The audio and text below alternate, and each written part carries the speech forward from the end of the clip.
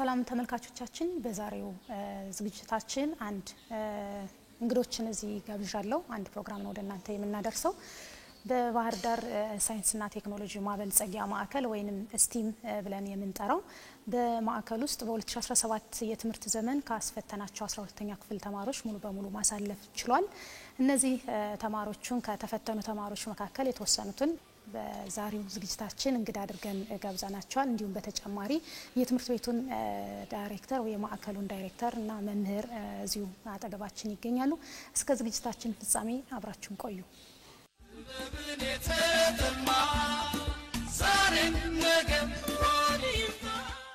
የመጀመሪያውን ሀሳብ እናነሳው እንደው ምን ይመስል ነበር? ወደ ኋላ መለስ ብላችሁ የልጅነታችሁን እንድታስታውሱ የትምህርት አመጣጣችሁ ምን ይመስላል? ሰላማዊት አየለው እባላለሁ። የ2017 የስቲም ኢንኩቤሽን ሴንተር የ12ኛ ክፍል ተፈታኝ ተማሪ ነበርኩ።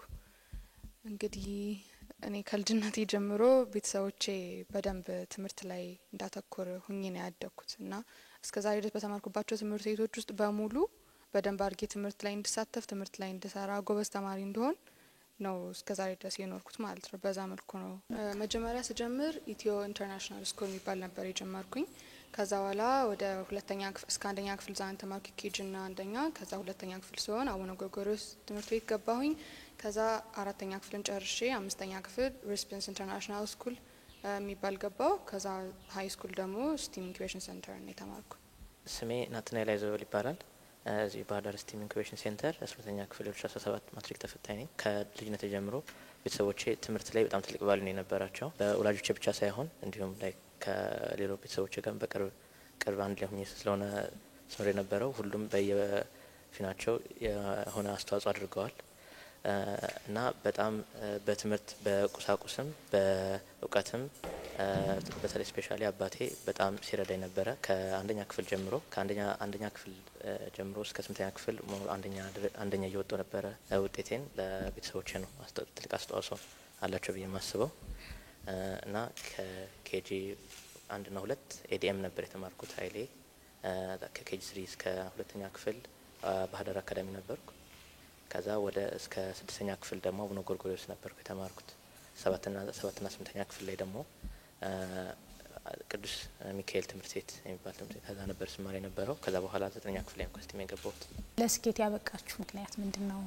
በማትሪክ አንደኛ ትምህርት ቤት ስቲም ኢንኩቤሽን ሴንተር አንደኛ እውቀት በጣም ላይ በከፍተኛ እውቀት ያላችሁ መምህራን ነበር ስንማር የነበረው። ፕራክቲካል የሆነ ኖሌጅም በጣም ከፍተኛ በሆነ ደረጃ ነው ስንማር የነበረው። መጽሐፉ ላይ ያሉትንም ከመጽሐፉ ውጭ ያሉ ኤክስፐሪመንቶችን በተደጋጋሚ ስንሰራ ነበረ። ከዚያ ውጭም ከመጽሐፉም እየወጣን ብዙ ነገሮችን ኤክስፕሎር አድርገናል እና በጣም ቤዚክ ፋውንዴሽን መጽሐፉ ያለውን ኖሌጅ እንዲኖረን አስችሎናል ማለት ነው።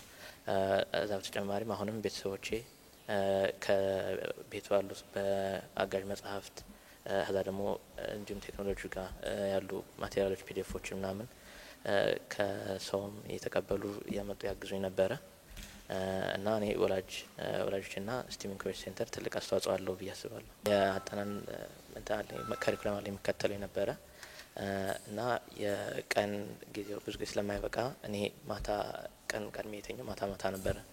ሌሊት 5 ሰዓት ላይ ጀምሮ እንደዛ ነበር ሳጠና የነበረው። ከዛ በተጨማሪ ደግሞ አሁን ሰከንድ ሴሚስተር ላይ ላይብራሪ ሞስት ኦፍ ታይም ላይብራሪ ነበር ሳሳልፍ የነበረው ሙሉ ዘ ሆል ዴይ። ሁሉም ሰው የራሱን አጠናን መከተል አለበት ብዬ አስባለሁ እና እኔም የራሴን አጠና ዘዴ በመከተሌ የተሻለ ውጤት አግኝቻለሁ። እኔ ያመጣሁት 556 ነው። ወላጆቼ ከድሮ ጀምሮ ህጻን እያለሁ ጀምሮ ትምህርት ላይ ትልቅ ቫልዩ ስለነበራቸው እርዳታ በሚያስፈልግበት መልኩ ሁሉ ሲያግዙኝ ነበር። መጽሐፍ ማሟላት ካለባቸውም እነሱንም ቤት ውስጥ ሁልጊዜ ነበር የምጠይቃቸው እና እሱን ብቻ ሳይሆን ከትምህርት ውጭ ለምሳሌ አሁን ጌም ሁሉ እንጫወት ነበረ ቤት ውስጥ ለእንግሊዘኛ በተለይ እንዲረዳ። ትምህርት ቤትም እንደዚህ አይነት ጌም ያጫወቱን ስለነበር ቤት ውስጥም እንደዚህ አይነት ጌም እንጫወታለን፣ እሱም ይረዳል። ከዛ ወላጆቼ ደግሞ በደንብ ቤት ውስጥ በደንብ እናወራለን ስለ ትምህርት ቤቱ ሁሉ በደንብ ይጠይቁኛል። እኔ ደግሞ ያልገባኝን የሚያስፈልገኝ ነገር በሙሉ ጠይቃቸዋለሁ። ከዛ ባለፈ ከድሮም ጀምሮ መምህሮቼ በጣም ለተማሪ በደንብ የሚተጉ የሚሰሩ መምህራን ነበሩ እና እኔን የሚያግዙኝ ነበር። እኔም ያስፈልገኝ ነገር በሙሉ ከነበረ ሂጄ ጠይቃቸዋለሁ። እነሱም ክፍል ውስጥ በደንብ ያስተምሩናል። በደንብ አድርጌ መምህሮችን ጥያቄ ጠይቃለሁ። ላይብራሪ ነበረን። ላይብራሪ ውስጥም በደንብ መጽሐፍ አነብ ነበር። ትልልቆቼንም ጠይቃቸው ነበረ። ወላጆቼም በደንብ ረድተውኛል ብዬ አስባለሁ። ከዛ ወደ ስቲም ስመጣ ደግሞ እንደምታዩት ትልቅ ላይብራሪ ነው ያለው። ከድሮ ከነበርኩበት ትምህርት ቤት በጣም ትልቅ ነውና ብዙ አዳዲስ መጽሐፍትን አግኝቻለሁ ከዚህ እና እዚህ በደንብ መጥቼ በደንብ አንብቤ ያለው ተምሬ ያለው ብዬ አስባለሁ።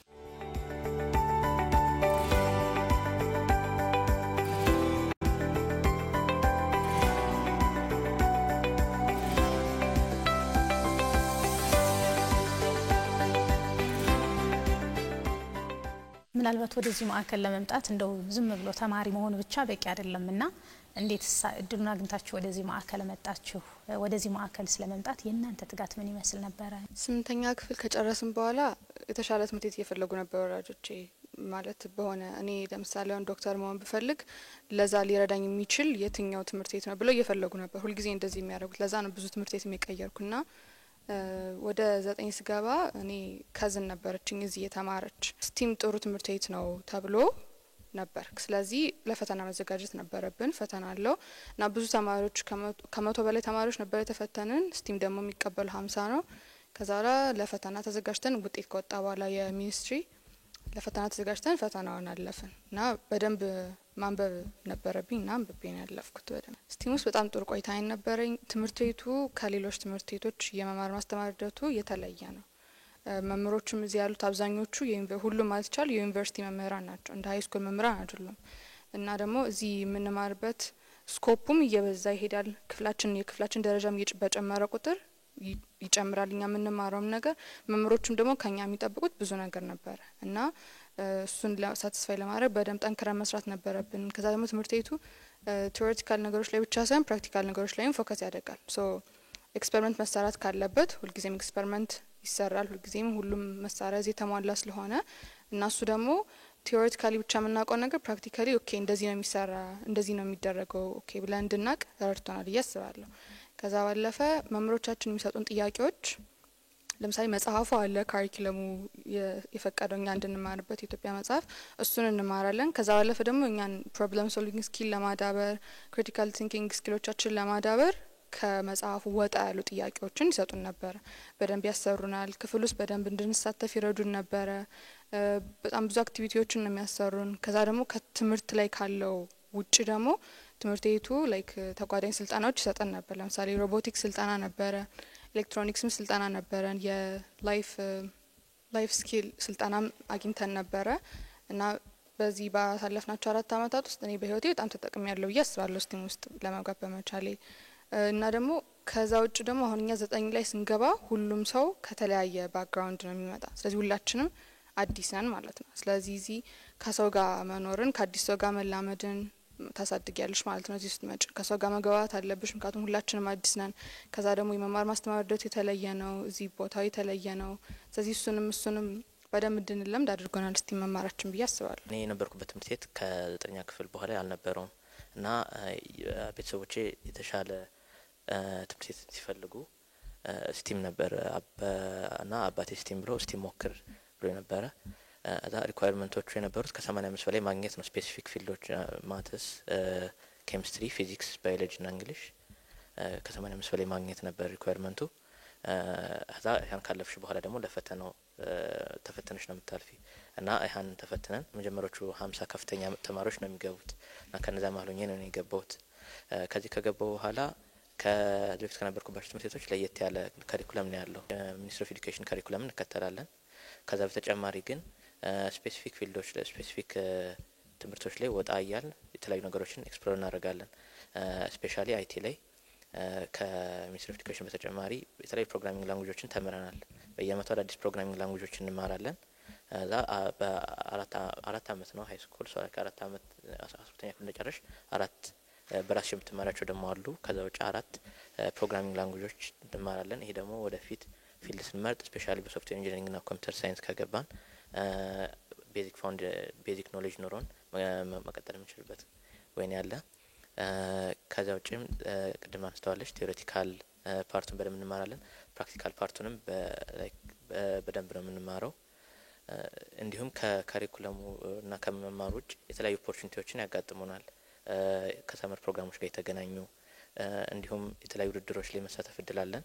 ማትሪክ ለማለፍ ብቻ አይደለም ከዚህ የሚያስተምሩን ጀነራሊ ከዩኒቨርሲቲ ከገባን በኋላ ወይም ደግሞ ኢቭን ወደ ኢንዱስትሪው ስንገባ የሚያስፈልጉን ኖሌጆች ከዚሁ አዳብረን እንድንገባ ነው የሚያደርጉን እና እኔ ከዚህ ቆይታዬ ላይ ከዚህ በነበረ ቆይታ ከትምህርቱን ባሻገር ወደ እኔ ፐርሰናሊ ኮምፒውተር ሳይንስ ላይ ነው መማር ፈልገው ለሱ የሚሆኑ ልጆችን ከዚህ አግኝቻለሁ።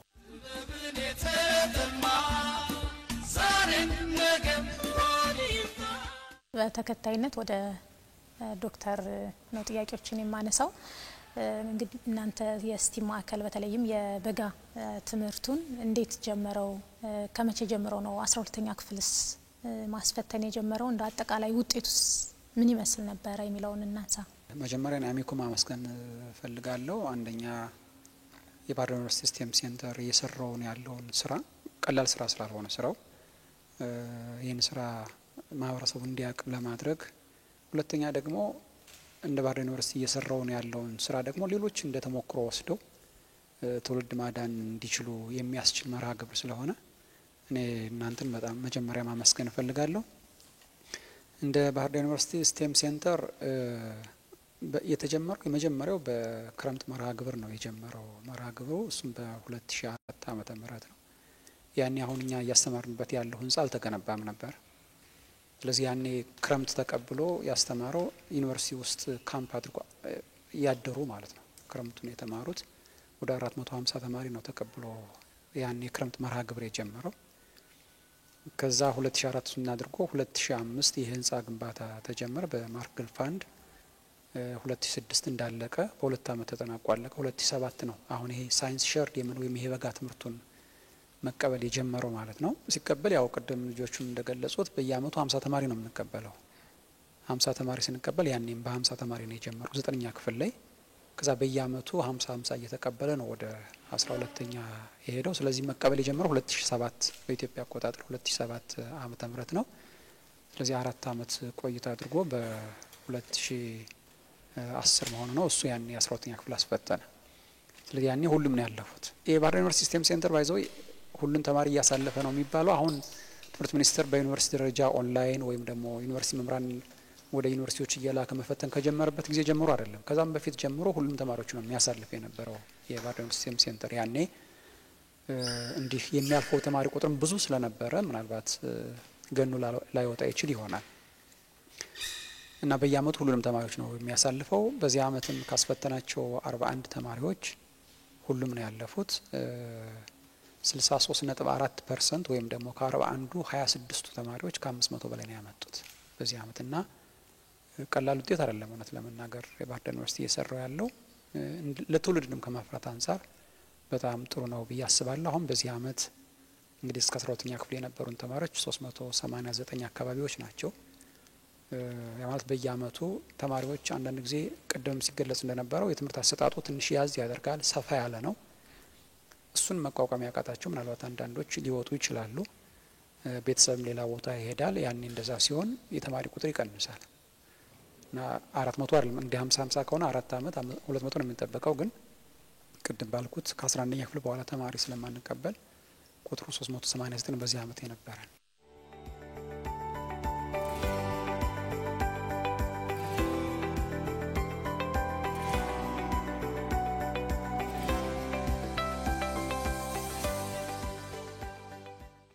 ከመጡበት ትምህርት ቤት ለየት ያለ ነገር እንዳለ ልጆች እየነገሩን ነውና ምን አይነት ድጋፎች ናቸው የሚደረግላቸው? ተማሪዎችን ፈተን እንደምናስገባው ሁሉ ሁሉም ተማሪዎች ሲያልፉ አንዳንድ ሰዎች ቀላል ይመስላቸዋል። ማለት በቃ ፈትነው ነው የሚያስገቡት እኮና ፈትነው ስለሚያስገቡ ቢያልፉ እኮ ምንም አይደለም የሚሉ ሰዎች አሉ። ስቴም ሴንተሩ ወይም እንደ ዩኒቨርሲቲ ለተማሪዎች የተደረገው ያለውን ድጋፍ ቅድም ተማሪዎች ሲገልጹት እንደነበረው ያለውን አጠቃላይ ስራ አለማወቅ ነው ብዬ አስባለሁ። እንደ ስቴም ሴንተር ከሁሉም አክቲቪቲዎች ቅድሚያ የምንሰጠው ለተማሪዎቻችን ነው። ምንም ይሁን ምንም ቅድሚያ የሚሰጠው ለተማሪዎቻችን ነው። ስለዚህ ምክንያቱም ያመጣናቸው ተማሪዎች 12ኛ ክፍል ተፈትነው እንዲያልፉ አስበን አይደለም ያመጣናቸው።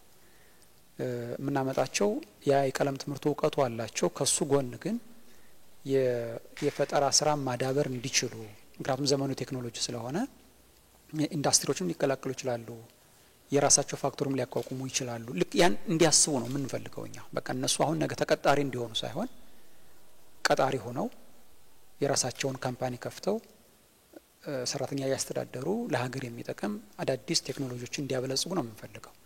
በዛ ልክ ነው የተቻለውን ሁሉ እያደረግን ያለ ነው እና ከመጀመሪያውም ጀምሮ መምህራን ስናመጣ ወደ ስቴም ሴንተሩ መምህራን ስናመጣ በየትምህርት ዘርፉ ካሉት የተሻሉ እና የተሻለ ልምድ ያላቸው የተሻለ እውቀቱ ያላቸው ብለን የምናስባቸው መምህራን የተለያዩ ሰዎችን በመጠየቅ ነው የምናመጣው።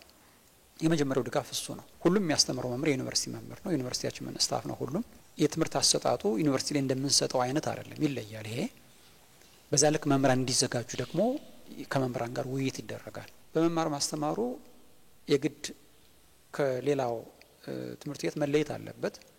የሚለየው ደግሞ የሚማረውን የቀለም ትምህርት ተግባራዊ ማድረግ ነው፣ በተግባር ማሳየት ነው። ዩኒቨርሲቲው እስከ ቻለው ድረስ ወይም ስቴም ሴንተር እስከ ቻለው ድረስ ተማሪዎች የሚማሩትን ትምህርት ተግባር ተኮር እንዲሆን ማድረግ ግድ ይላል። ሳይንሳዊም ነው። ሰው ከሚሰማው ይልቅ የሚያየውን ነገር ለረጅም ጊዜ ይዞ የመቆየት ወይም ደግሞ አለመርሳቱ ፐርሰንቱ ከፍ ያለ ነው። ከማየትም በላይ ደግሞ በእጅ ሲነካኩ ደግሞ የበለጠ ደግሞ የመገንዘብ አቅሙ በዛው ልክ እያደገ ይሄዳል። ስለዚህ ልጆቻችን እንዲያደርጉ ነው የምንፈልገው። የተማሪ ቁጥር በክፍል ውስጥ ማክሲመም 25 ነው ያለን።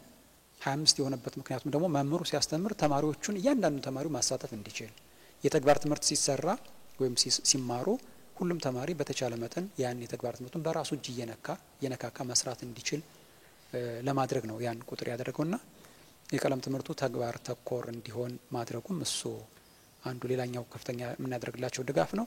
በየጊዜው የምንሰጣቸው አጫጭር ትሬኒንጎችም ተማሪዎቹን ያግዛሉ ብለን እናስባለን። እሱም ሌላኛው የተለየው ለተማሪዎቻችን የምናደርገው ነው። ከዛ ውጭ ወደ 12ኛ ክፍል ሲያልፉ ደግሞ ምናልባት እንደ መምህራን ትጋት ሊለያይ ይችል ይሆናል። ግን እንደ ስቴም ሴንተር የአንድ ክፍለ ጊዜ ርዝመቱ 1 ሰዓት ነው። ሌሎች ትምህርት ቤቶች ምናልባት 40-42 ደቂቃ ነው። ስለዚህ ተጨማሪ ቢያንስ 18 ደቂቃ አለና ኮርሶቹን ቀድሞ የመጨረስ ነገር ይኖራል እኛ ጋር። በዛ በሚቀሩት ጊዜያት ደግሞ የምናደርገው ምንድነው የተማሪዎቹን የማጥናት ጊዜ በማይሻማ መንገድ መምህራን ጥያቄዎቹን እያዘጋጁ ተማሪዎች እንዲሰሩ የማድረግ ካሁን በፊት ፈተናዎች ካሉ እነሱን ፈተና ጥያቄዎች ሪቫይዝ ማድረግ ወይም ደግሞ መስራት አይነት ስራዎች እናሰራለን።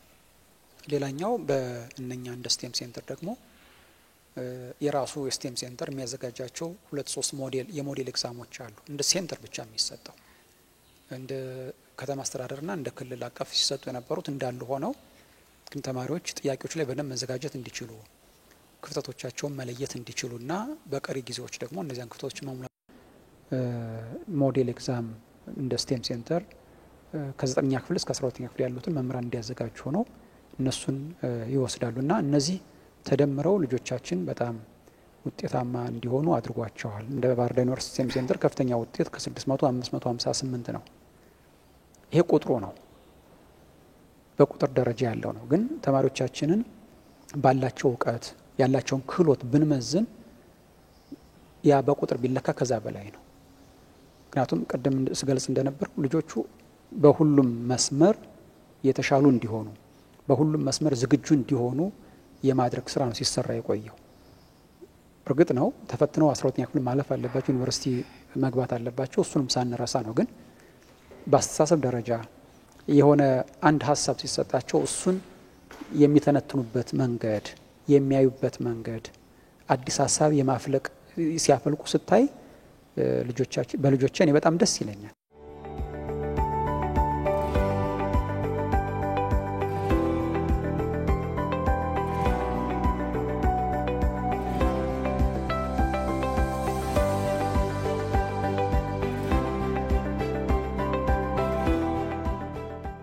በተከታይነት የምናነሳው ሀሳብ ደግሞ ምናልባት የወላጅ የመምህራን እንዲሁም ደግሞ የተለያዩ ሰዎች ድጋፍ ይኖራል። እናንተ እዚህ ደረጃ እንድትደርሱና ምን አይነት ድጋፍ ነው የተደረገላችሁ ከተለያዩ አካላት? ከዛም ባለፈ ደግሞ እንደናንተ ሁሉም ባለበት ትምህርት ቤት የተሻለ ውጤት እንዲያመጣ ምን መሰራት አለበት ትላላችሁ? በዙሪያችን የነበሩ ሰዎች በሙሉ አሁን እኛ ላለንበት ደረጃ ላይ በጣም ትልቅ አስተዋጽኦ አድርገዋል። ወላጆቻችን ብናነሳ የትምህርት መሳሪያዎቻችን በማሟላት ከዛም ባለፈ ደግሞ ለምሳሌ አሁን እኔ በግሌ ወላጆቼን ሁልጊዜ ጠይቃቸዋለሁ የትኛውም ነገር ይሁን እነሱ ላይክ ይሄን ነገር እስኪ ወደ ሌላ አካል ወስደሽ ጠይቂ እስካላሉኝ ድረስ እነሱ ነው መጀመሪያ የምጠይቃቸው። የሚያስፈልገኝ ያልገባኝም ነገር ካለ እነሱን ነበር የምጠይቃቸው። ስለዚህ በዛ መልኩ ረድተውኛል። መምህሮቻችንም ደግሞ እስከዛሬ ያስተማሩን በሙሉ በደንብ ነው ተማሪ የሚያስተምሩት አላለት ለትምህርቱ በደንብ ፍቅር ኖራቸው እኛም በደንብ እንድንማር አድርገው ነበር ያስተማሩን። ከዛ ባለፈ እስከዛሬ የተማርኩባቸው ትምህርት ቤቶች በሙሉ ስቲምን ጨምሮ መጽሐፍ በደንብ ነበር የሚያዘጋጁልን። አዘ ላይክ አጋዥ መጽሐፎች ተማሪ መጠየቅ አለበት ጥያቄ እና ጥያቄ ስንጠይቅ በደንብ ነው የሚመልሱልን። ጥያቄ እንድንጠይቅም በደንብ የሚያበረታታ ክፍል ውስጥ ኢንቫይሮንመንት ውስጥ ነው የተማርነው። በደንብ አድርገው አሰርተውናል። በዛ መልኩ ተማሪዎች ደግሞ ማድረግ አለባቸው ብለን ስናስብ መጀመሪያ ትምህርት ቤት የመጡት ለመማር ነው። ስለዚህ ትምህርት ውስጥ ማድረግ ያለባቸው ተምሮ መሄድ፣ ያልገባቸውን ነገር መጠየቅ፣ የሚረዳ ሰውም ካለ ረድቶ መሄድ ብቻ ነው የሚጠበቅባቸው። ስለዚህ እንደ ተማሪ ጎላችን መማርና በኋላ ላይ የተሻለ ነገር ለሀገራችን ማምጣት ነው። ስለዚህ ትምህርት ቤት መጣን መማር አለብን መጀመሪያ።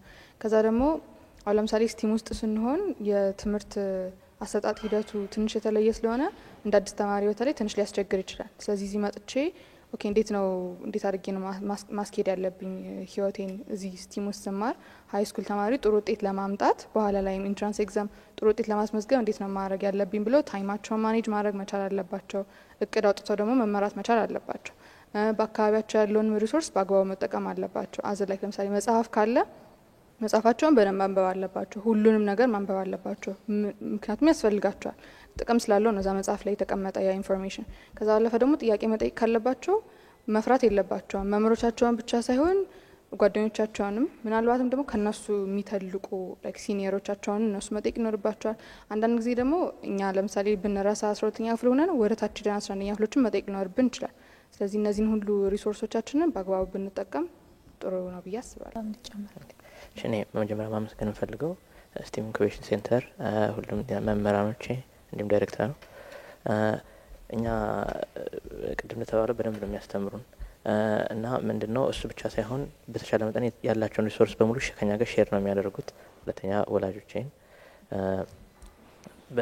ከድሮ ጀምሮ አሁንም ቢሆን በማቴሪያል ዙሪያ እነሱን ነው የምጠይቀው እና ሁሌም ቢሆን ያሟሉልኛል በተቻላቸው መጠን።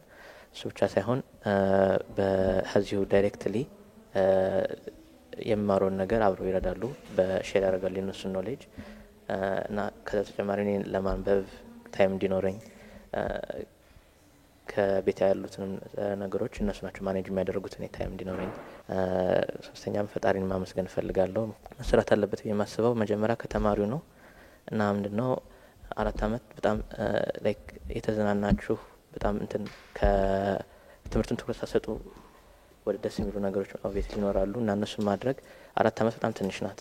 ለዛ ግን በአግባቡ ከተጠቀማችሁበት ያለና 4 አመት ለማትሪክ የለም ለብዙ ነገር ይሆናል እና እንደ አጠቃቀማችን ነው ታይማችን እና ታይም ዋናነት በቃ ለሁሉም ሰው ትልቅ አሴት የሚሆነው በየማሰቡ ታይም ነው። ታይሙን በአግባቡ መጠቀም አለባቸው። ኢቭን ክላስ ውስጥ ራሱ በደንብ መከታተል ከተቻለ ላይክ ሪሊ የሚማሩትን ነገር ሲያነቡት እንደ ክለሳ ነው የሚሆነው እንጂ ክላስ ውስጥ በደንብ ከተማሩት ኦብቪየስሊ ይኖራል ወደ ኋላ ብትመለስም የተወሰነ ነገር ይኖራል። ስለዚህ ክላስ ውስጥ መጀመሪያ በዋናነት መከታተል ይኖርባቸዋል። ታይማቸውን በአግባቡ መጠቀም ይኖርባቸዋል። እነዚህ ሁለት ዋና ነገሮች ናቸው። ከዛ በኋላ ግን በእንትን ዙሪያ በአጠናን ዘዴ አንጻር ስፔሲፊክ ማድረግ ያለባቸው ነገር ብዬ አላስብም። ምክንያቱም ሁሉም ሰው የራሱ ፕሪፈረንስ አለው። የተለያየ ቦታ አሁን አንዳንድ ቤተ መጻሕፍት ገብቶ ማንበብ ሊመቸው ይችላል። መጽሐፍ ቤት ያለው ደግሞ እና ቤት ማንበብ የሚመቸው ሰው ካለ ከዛ ሞር ኢፌክቲቭ ሊሆንለት ይችላል። ተማሪዎች ውጤታማ እንዲሆኑ የመጀመሪያውን ኃላፊነት የሚወስዱት ተማሪዎቹ ራሳቸው ናቸው። ብዙ ጊዜ ልጆችን ስናይ ተማሪዎችን ስናይ እዚህ ስቴም አይደለም ግን ሌላ ቦታዎች ያሉት ተማሪዎችን ስናይ በቤተሰብም ስለምናየው ብዙ ተማሪዎች ጥናት የሚጀምሩት ፈተና ሲደርስ ነው እና ያ ማለት ጥናታቸው ሁሉ ፈተና ተኮር ብቻ ይሆናል። እውቀት ተኮር ሳይሆን ፈተና ተኮር ይሆናል። እሱ ደግሞ የትም አያደርስም። ስለዚህ ተማሪ ማንበብ አለበት ብዬ የማስብ ውጤታማ ለመሆን መማር ማስተማር ወይም ክላስ እንደጀመሩ የየለቱን ከትምህርት ቤት ሲመለሱ መቃኘት ያስፈልጋል። እንጂ ፈተና ተኮር ባይሆኑ ብዬ አስባለሁ። የሚሰማኝ እንደዛ ነው። በቃ ለፈተና ብቻ ከሆነ ፈተናው ሲያልፍ ያነበቡትና የተረዱት ነገር አብሮ ስለሚረሳ ነው።